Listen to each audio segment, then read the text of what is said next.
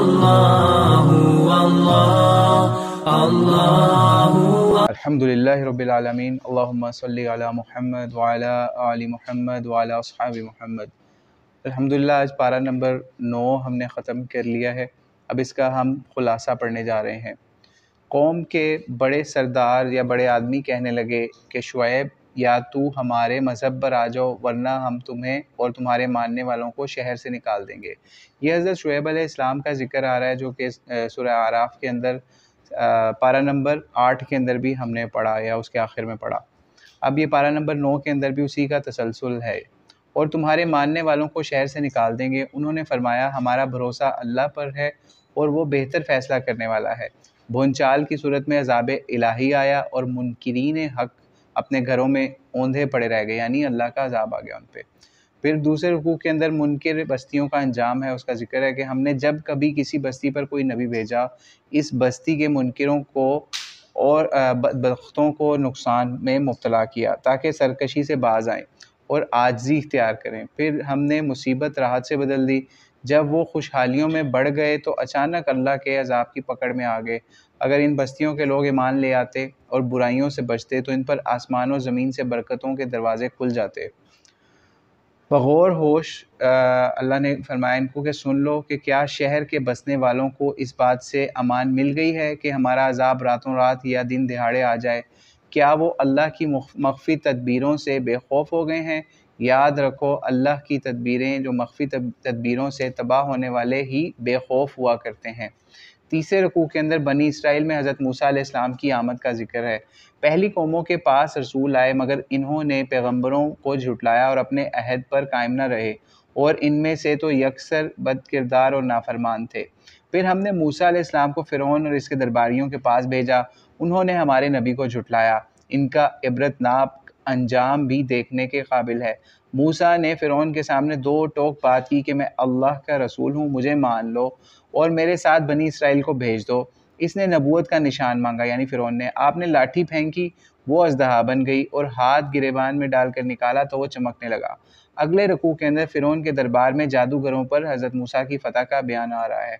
فرعون پریشان ہو کر امیروں اور وزیروں سے کہنے لگا موسیٰ تو بڑا ماہر جادوگر معلوم ہو رہا ہے، یہ تمہیں جادو کے زور سے تمہارے ملک سے باہر نکالنا چاہتا ہے۔ درباریوں نے مشورہ دیا کہ اس کے مقابلے کے لیے جادوگر بلانے چاہیے۔ جادوگر آئے تو وہ کہنے لگے اگر ہم کامیاب ہوئے تو فرعون سے کہا کہ ہمیں کچھ انعام ملے گا۔ فرعون کہنے لگا میں تمہیں اپنا خاص مقرب بنا لوں گا، یعنی اپنی بادشاہی کے اندر ان کے لیے خاص ایک مقام رکھے گا۔ مقابلہ ہوا، جادوگروں نے لوگوں کی آنکھوں کو سحر زدہ کر دیا، لوگوں کو رسیاں اور لاٹھیاں سانپ دکھائی دینے لگیں۔ تو ہم نے موسیٰ کو وحی بھیجی کہ اپنی لاٹھی زمین پر ڈالو یا عصا اپنے زمین پر پھینکو۔ انہوں نے ایسا ہی کیا۔ لاٹھی بہت بڑا اژدہا بن کر تمام لاٹھیوں اور رسیوں کو کھا گئی، اور جادوگر مغلوب ہو گئے اور بے ساختہ ایمان لے آئے۔ فرعون نے جادوگروں کو سولی پر چڑھانے اور ہاتھ پاؤں کاٹنے کی دھمکیاں دی، مگر سچا ایمان ایسی روحانی طاقت پیدا کر دیتا ہے کہ دنیا کی کوئی طاقت اسے ہرگز مرعوب نہیں کر سکتی۔ ایمان لانے کے بعد جادوگر ایسے بے پرواہ ہو گئے کہ سخت سے سخت جسمانی عذاب کی دھمکیاں بھی انہیں متزلزل نہ کر سکی۔ پانچویں رکوع کے اندر بنی اسرائیل کے بچوں کو قتل کرنے کا فرعونی منصوبہ بتایا گیا ہے کہ اب فرعون نے بنی اسرائیل کے نومولود بچوں کو قتل کرنے کا منصوبہ بنایا۔ موسیٰ علیہ السلام نے قوم سے فرمایا صبر کرو، اللہ سے مدد چاہو، زمین اللہ کی ہے، اس کے وارث اس کے پرہیزگار بندے ہوں گے۔ اسرائیلی کہنے لگے موسیٰ آپ کے تشریف لانے سے پہلے بھی ہم ستائے گئے اور آپ کے آنے کے بعد بھی ہمارا یہی حال ہے۔ فرمایا انشاءاللہ اللہ تمہارے دشمن کو ہلاک کرے گا اور تمہیں اس کا جانشین بنائے گا۔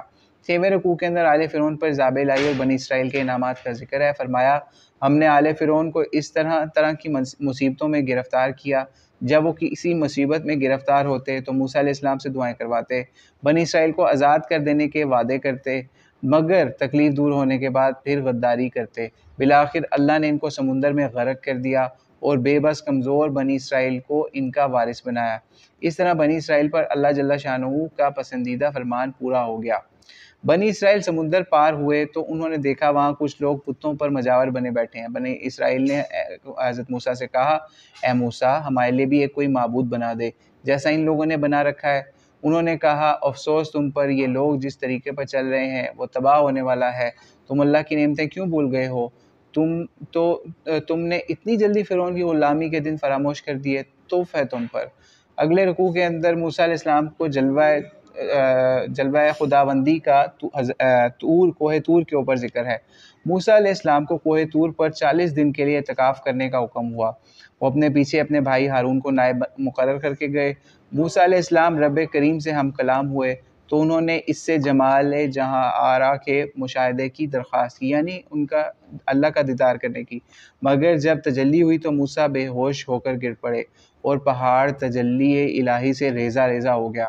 موسیٰ علیہ السلام کو اللہ نے اپنی پیغمبری کے لیے چن لیا اور فرمایا تورات میں ہر قسم کی ہدایت لکھ دی گئی ہے، اسے مضبوطی کے ساتھ تھام لو اور اپنی قوم کو حکم دو کہ وہ اس کے پسندیدہ حکموں پر کاربند ہو جائے۔ اللہ نے فرمایا میری زمین پر سرکشی کرنے والے دنیا بھر کی نشانیاں دیکھ لیں پھر بھی ایمان نہ لائیں گے۔ یاد رکھو جن لوگوں نے ہماری نشانیاں جھٹلائیں آخرت کے منکر ہوئے، ان کے سارے کام اکارت گئے، وہ اپنی کرتوتوں کا بدلہ پائیں گے۔ حضرت موسیٰ علیہ السلام کی عدم موجودگی میں انہوں نے بھی ایک گائے کی پرستی شروع کر دی۔ بنی اسرائیل مصر کے بت پرستوں اور مشرکوں کے ساتھ رہ رہ کر اصنام پرستی سے اس درجے مانوس ہو گئے کہ رہ رہ کر انہوں نے اس کا شوق ہوتا گیا۔ چنانچہ موسیٰ علیہ السلام 40 دن کے لیے کوہ طور پر گئے تو انہوں نے گائے کے بچڑے کی طلائی مورتی بنائی، اس کی پوجا شروع کر دی۔ حضرت موسیٰ علیہ السلام جب واپس آئے تو ان پر سخت غضبناک ہوئے، کہنے لگے افسوس ہے تم پر، میرے بعد تم نے کس برے طریقے پر میری جانشینی کی۔ حضرت موسیٰ علیہ السلام نے ہارون علیہ السلام پر بھی سخت باز پرس کی۔ انہوں نے عرض کیا میرے ماں جائے میں کیا کرتا، لوگوں نے مجھے بے حقیقت جانا، قریب تھا کہ وہ مجھے قتل کر ڈالتے، اب آپ میرے ساتھ ایسا سلوک نہ کریں کہ لوگ ہنسیں۔ موسیٰ علیہ السلام نے کہا اے پروردگار میرا قصور بخش دے اور میرے بھائی کا بھی، اور ہمیں اپنی رحمت کے سائے میں داخل فرما، تو ارحم الراحمین ہے۔ 9ویں رکوع کے اندر بنی اسرائیل کی گستاخیوں اور نبی امی صلی اللہ علیہ وآلہ وسلم کی بشارت کا ذکر ہے۔ اللہ تعالیٰ نے فرمایا کہ بچڑے کی پوجا کرنے والوں پر خدا کا غضب ہوگا، وہ دنیا کی زندگی میں بھی ذلت اور رسوائی پائیں گے، لیکن غلطی کر کے جلد توبہ کر لینے والے ایمانداروں پر اللہ رحم فرماتا ہے۔ جب حضرت موسیٰ علیہ السلام کا غصہ اترا تو آپ نے تورات کی تختیاں اٹھا لیں۔ تورات میں لوگوں کے لیے ہدایت تھی۔ موسیٰ علیہ السلام نے اپنی قوم سے 70 آدمیوں کو کوہ طور پر بلایا تاکہ وہ موسیٰ علیہ السلام کو رب سے ہم کلام ہوتے ہوئے خود سن لیں۔ ان لوگوں نے اللہ کے دیدار کا مطالبہ کیا تو اللہ نے انہیں ہلاک کر دیا۔ موسیٰ نے عرض کیا یا الہی کیا ایسی بات کے لیے جسے ہم نے اسے چند بے وقوف کر بیٹھے تو ہم سب کو ہلاک کر دے گا؟ یہ تیری طرف سے ایک آزمائش ہے، ہم توبہ کرتے ہیں، ہمارے لیے دنیا اور آخرت میں بھلائی ہے۔ فرمان الہی ہوا میرا عذاب جسے میں چاہوں گا پہنچے گا، رہی میری رحمت تو ہر شے کو وسیع ہے، میں اپنی رحمت ان لوگوں کے لیے مقدر کر دوں گا جو برائیوں سے بچنے والے ہیں، آیات الہی پر ایمان رکھنے والے اور زکوٰۃ ادا کرنے والے ہوں گے۔ اعلان خداوندی ہوا جو لوگ میرے رسول نبی امی کی پیروی کریں گے جن کا ذکر تورات اور انجیل میں ہے، یہ رسول امین نیکی کا حکم کریں گے، برائی سے روکیں گے، پسندیدہ چیزوں کو حلال اور گندی چیزوں کو حرام قرار دیں گے، لوگوں کے بوجھ اتاریں گے اور ان کے پھندے نکال دیں گے۔ جو لوگ آپ پر ایمان لائیں گے آپ ان کی مدد کریں گے اور قرآن مجید پر ایمان لائیں گے، وہی لوگ کامیاب ہوں گے۔ 10ویں رکوع کے اندر رسول امین صلی اللہ علیہ وآلہ وسلم کی دعوت حق اور بنی اسرائیل کی سرکشی کا ذکر ہے۔ اے پیغمبر آپ لوگوں میں اعلان فرما دیں کہ میں تمام افراد نسل انسانی کی طرف رسول بن کر آیا ہوں، اس خدا کی طرف سے جو آسمان اور زمین کا بادشاہ ہے۔ اے لوگو اب مجھ پر ایمان لاؤ میری لائی ہوئی کتاب پر تاکہ تم ہدایت پاؤ۔ بنی اسرائیل 12 گروہوں میں بٹ گئے تو ہم نے ان کے لیے 12 چشمے جاری کیے، ان پر بادلوں کا سایہ کیا، کھانے کو من و سلوہ مہیا کیا، مگر بنی اسرائیل دین کے احکام پر اخلاص کے ساتھ عمل کرنے کی بجائے ہیلے بہانے تلاش کرنے لگے تو ہم نے ظالموں پر آسمان سے عذاب نازل کیا۔ 11ویں رکوع میں بنی اسرائیل کے شرعی ہیلوں کا ذکر ہے کہ بنی اسرائیل کو حکم ملا کہ ہفتے کے دن مچھلیوں کا شکار نہ کرنا۔ انہوں نے ہیلا تراشا اور دریا کے کنارے گڑھے کھود لیے، ان میں مچھلیاں آ جاتی تو انہیں پکڑ لیتے اور کہتے یہ خود آ گئی ہیں، ہم نے شکار نہیں کیا۔ حق پرستوں نے انہیں بہت سمجھایا مگر توبہ پر ہرگز آمادہ نہ ہوئے، نافرمانی حد سے بڑھ گئی تو انہیں بندر اور سور بنا دیا گیا۔ پھر اللہ رب العزت نے اعلان فرما دیا بنی اسرائیل شرارتوں سے باز نہ آئے تو قیامت کے دن ان پر ایسے لوگ مسلط فرما دے گا جو انہیں اس کے بعد بنی اسرائیل جو انہیں ذلیل و خوار کریں گے۔ پھر اس سے آگے ہے کہ اس کے بعد بنی اسرائیل 2 گروہوں میں بٹ گئے، نیکوکار اور بدکار۔ پھر ان کی جگہ نالائق اور برے جانشینوں نے لے لی۔ وہ دنیا کے ادنا سامان کے لیے دین فروش کرتے اور کہتے ہمیں اس کی معافی مل جائے گی۔ اللہ کریم کا فیصلہ ہے کہ جو لوگ کتاب اللہ کو مضبوط تھامے ہوئے ہیں اور نماز میں سرگرم ہیں، ان کے لیے کوئی کھٹکا یا ڈر نہیں۔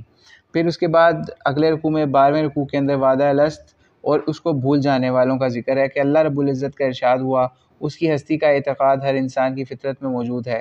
اس نے روز الست سے ہی اس سے عہد لے لیا تھا، یہ اور سب نے انکار کیا تھا کہ تو ہی ہمارا رب ہے، لہٰذا انکار کی جائے سب نے اقرار کیا تھا کہ تو ہی ہمارا رب ہے، لہٰذا اب کسی مشرک یا بدعمال کے لیے بہانہ نہیں ہو سکتا کہ اس نے اپنے باپ دادا کے طریقے کو اختیار کیا۔ اللہ پاک نے نبی محترم صلی اللہ علیہ وسلم کو مخاطب کر کے فرمایا، انہیں پہلی بد کردار قوموں کے انجام بد سے آگاہ فرما دیجئے۔ ہدایت اس کو ملے گی جو اللہ سے ہدایت پائے گا، گمراہ لوگ خسارے میں گرفتار ہوں گے۔ ان کے دل ہوں گے مگر شعور سے خالی، آنکھیں ہوں گی مگر حقیقت سے بے نور، کان ہوں گے مگر حق کو سننے سے عاری، گویا یہ چوپائے ہوں گے بلکہ ان سے بھی بدتر کیونکہ یہ غافل لوگ ہیں۔ 13ویں رکوع کے اندر اللہ کی نشانیوں اور قیامت کی آمد کا ذکر ہے۔ فرمایا جو ہماری آیتوں کو جھٹلائیں گے وہ بتدریج شدید عذاب سے دوچار ہوں گے، انہیں مہلت ملے گی لیکن اللہ کی گرفت بہت سخت ہوگی۔ ان سے کہا جائے گا کہ تم نے غور و فکر سے کیوں کام نہیں لیا تھا؟ کیا زمین اور آسمان کی ہزار تا ہزار نشانیاں موجود نہیں تھیں؟ حق تو ہے کہ اللہ جس پر گمراہی کا حکم لگا دے اس کا کوئی ہادی نہیں۔ یہ قیامت کے بارے میں دریافت کرتے ہیں، ان سے کہہ دیں کہ اس کا علم صرف خدا کو ہے، وہ اچانک آئے گی، نفع نقصان کا مالک اللہ ہے۔ اگر میرا اختیار ہوتا تو میں صرف بھلائی چاہتا، مجھے کوئی نقصان نہ پہنچاتا۔ خوب سن لو، میں اہل ایمان کے لیے بشیر و نذیر بن کے آیا ہوں۔ اگلے رکوع کے اندر رکوع نمبر 14 میں متقیوں کے اوصاف انقلاب قرآن کا ذکر ہے۔ تمہارا خالق و مالک وہی ہے جس نے تمہیں ایک وجود سے پیدا کیا، تمہارے جوڑے بنائے تاکہ ان سے تم سکون حاصل کرو۔ کیا تم انہیں اللہ کا شریک بناتے ہو جو کسی شے کے خالق نہیں بلکہ خود مخلوق ہیں، نہ وہ کسی کی نہ اپنی ہی کچھ مدد کر سکتے ہیں؟ تمہیں کیا ہو گیا ہے کہ تم ہدایت کی پیروی نہیں کرتے ہو؟ اپنی جیسی مخلوق کو اللہ کا شریک ٹھہراتے ہو۔ انہیں پکار کر دیکھو، وہ تمہاری پکار کا جواب نہ دے سکیں گے۔ ان کے اپنے پاؤں نہیں چل سکتے، وہ ہاتھ نہیں کہ پکڑ سکیں، ان کے پاس آنکھیں نہیں کہ ان سے دیکھ سکیں، کان نہیں جن سے وہ سن سکیں۔ خوب سن لو، میرا پروردگار اللہ ہے جس نے یہ کتاب نازل فرمائی اور وہ نیکوکاروں کا مددگار ہے۔ نبی مکرم صلی اللہ علیہ وسلم کو ارشاد ہوا کہ آپ کا طریقہ یہ ہونا چاہیے کہ ہر حال میں درگزر کا شیوا اختیار کریں، شیطانی وسوسوں کا اللہ کی یاد سے علاج کریں۔ جو لوگ متقی ہیں ان کا ضمیر ایسا بیدار ہو جاتا ہے کہ جو ہی کوئی وسوسہ دل میں آتا ہے وہ چونک اٹھتے ہیں اور ان پر نیکی کی روشنی نمودار ہو جاتی ہے۔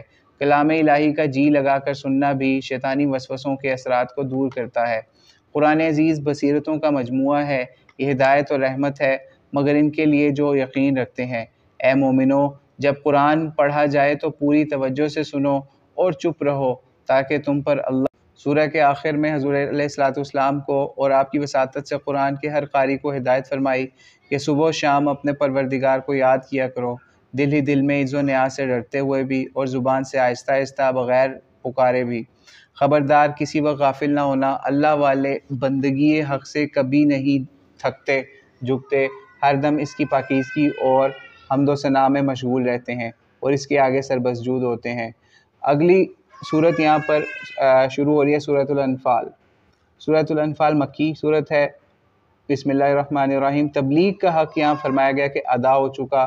یہود و نصارہ، مجوسی مشرکین مکہ اور دوسری اقوام کو اللہ کا پیغام بتلا دیا گیا۔ اب اہل ایمان اور کفار کی دو واضح جماعتیں ظہور میں آ گئیں۔ قریش کے مظالم انتہا کو پہنچ گئے تو نبی علیہ السلام کو مدینہ منورہ کو ہجرت فرما گئے۔ کفار مکہ نے یہاں بھی چین سے نہ بیٹھنے دیا۔ اس سورہ مبارکہ میں قانون جنگ نازل ہوا، دشمنوں سے مدافعت اور مقابلے کی 13 دفعات نہایت جامعیت سے بیان ہوئی۔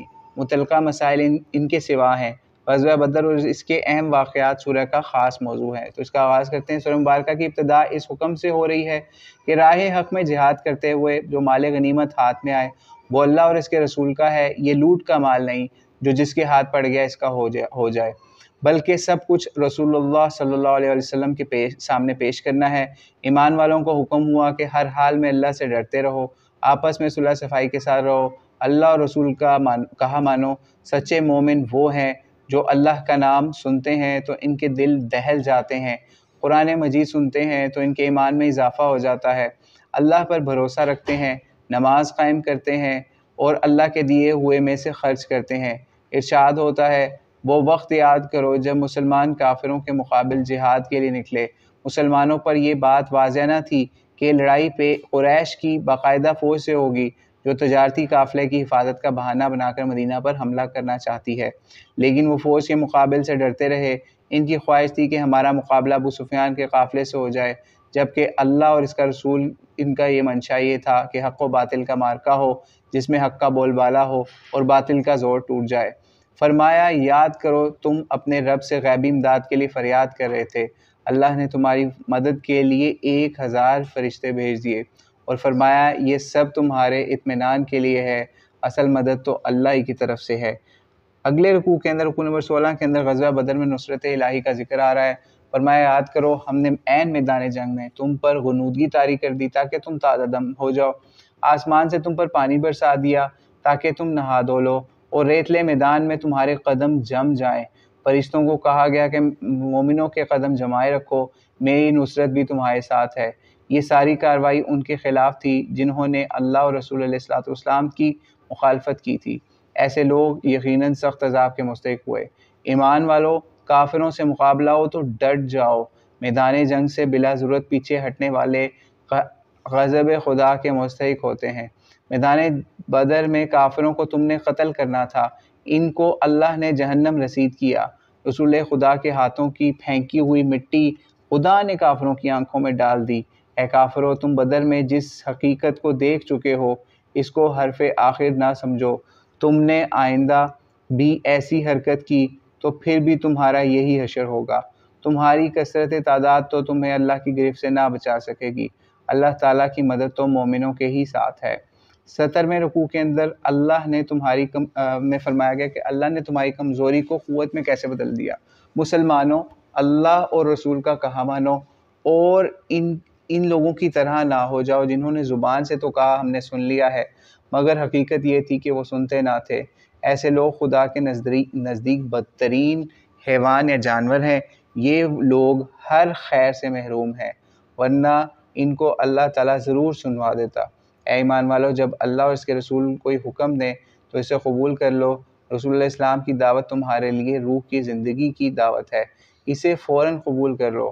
ان فتنوں سے بچو کہ جب ان کی آگ بھڑک اٹھتی ہے تو صرف انہی کو نہیں جلاتی جنہوں نے سلگائی ہے، بلکہ سب لپیٹ میں آ جاتے ہیں۔ انہوں نے آگ لگانے والوں کا ہاتھ کیوں نہیں پکڑا؟ تمہارے مال، تمہاری اولاد تمہاری آزمائش ہیں، اگر تم اس آزمائش میں پورے اترے تو بڑا اجر پاؤ گے۔ رکوع نمبر 18 کے اندر کفار کی عذاب الہی کو دعوت ہے۔ فرمایا گیا کہ اے ایمان والو، اگر تم اللہ سے ڈرتے ہو تو وہ تمہیں حق و باطل میں امتیاز کرنے والی قوت بنا دے گا، تمہاری کمزوریاں معاف کر دے گا اور تمہیں بخش دے گا۔ وہ دن نہ بھولو جب کافروں کا منصوبہ تھا کہ حضور علیہ السلام کو قید کر دیں، شہید کر دیں یا جلا وطن کر دیں، مگر ان کی سازشیں ناکام ہوئیں۔ جب ان کے سامنے کلام اللہ پڑھا جاتا ہے تو یہ کافر قرآن شریف کو پہلی قوم کے افسانے بتاتے ہیں اور یہ کہا کرتے تھے کہ اے اللہ، اگر یہ قرآن سچا ہے تو پھر ہم پر پتھروں کی بارش نازل کر دے۔ لیکن آپ اور ایمان والے مکے میں ان کے درمیان موجود تھے، ان پر عذاب کیسے آ جاتا؟ اب یہ لوگ اللہ کے بزرگ و برتر کی گرفت سے کیسے بچ سکیں گے؟ یاد کرو تم تعداد میں کم تھے، کمزور سمجھے جاتے تھے، تم ڈرتے تھے اور لوگ تمہیں اڑا کے کہیں نہ لے جائیں، تو اللہ کریم نے تمہیں ٹھکانہ دیا، اپنی مدد سے قوت بخشی اور پاکیزہ رزق عطا کیا تاکہ تم شکر گزار بنو۔ اے ایمان والو، تم خیانت نہ کرو، اللہ کی، رسول کی، نہ اپنی امانتوں میں خیانت کرو، اور خوب جان لو کہ تمہارے مال اور دولت اور اولاد بڑی آزمائش ہیں۔ جبکہ اللہ کے بندوں کو مسجد الحرام سے یہ لوگ روکتے ہیں، بیت اللہ کے پاس تالیاں بجاتے، سیٹیاں بجاتے ہیں، بے شک کفار و مشرکین اپنا مال و دولت اسلام کا راستہ روکنے میں خرچ کرتے ہیں، یہ بالآخر مغلوب ہوں گے۔ اللہ پاک ناپاک کو پاک سے ضرور الگ کر دے گا اور ان کا ٹھکانہ جہنم ہوگا۔ مال غنیمت و بدر کا فیصلہ کن مارکا، اس کا ذکر آ رہا ہے آخری رکوع کے اندر، اور اسی کا ذکر اگلے سپارے کے اندر یعنی 10ویں سپارے کے آغاز میں بھی آئے گا۔ اے نبی کافروں سے کہہ دیجئے کہ اگر تم اب بھی باز آ جاؤ اور جو کچھ پہلے کر چکے وہ معاف کر دیا جائے گا، لیکن پھر بھی ایسی حرکت کی تو پہلی قوموں کی طرح تم بھی سزا پاؤ گے۔ مسلمانوں تم ان کے خلاف نبرد آزما رہو یہاں تک کہ فتنے کا سر کچلا جائے اور اللہ کا دین غالب آ جائے۔ اگر کوئی راہ حق سے پھرتا ہے تو وہ جان لے کہ تمہارا آقا اللہ ہے، وہ سب سے اچھا آقا ہے اور وہ سب سے اچھا مددگار ہے۔ یہاں پر پارہ 9 کا خلاصہ بھی مکمل ہوا۔ تو اللہ کریم سے دعا ہے اللہ کریم ہمیں قرآن کریم پر عمل کرنے والا بنائے۔ السلام علیکم ورحمۃ اللہ وبرکاتہ۔